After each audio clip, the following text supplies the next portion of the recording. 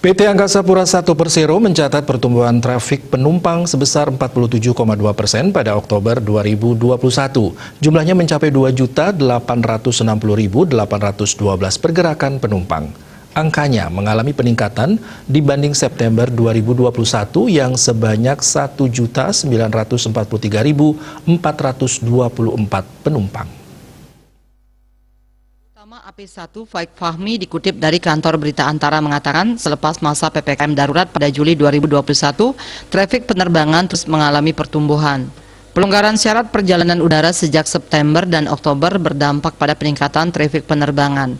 Faik mengatakan bandara yang mencatat trafik penumpang tertinggi pada Oktober adalah Bandara Sultan Hasanuddin Makassar yang sebesar 664.514 pergerakan penumpang. Sedangkan tertinggi kedua terdapat di Bandara Juanda Surabaya yang sebesar 570.487 pergerakan penumpang.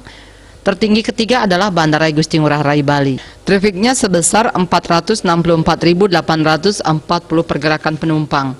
Ia mengungkapkan pertumbuhan juga terjadi pada trafik pesawat pada Oktober 2021 yang tumbuh 31,4%.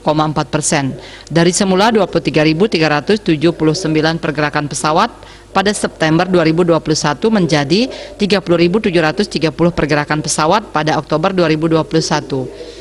Adapun pada Oktober 2021, AP1 melayani penumpang rata-rata 92.284 penumpang per hari di 15 bandara. Bali Pos melaporkan.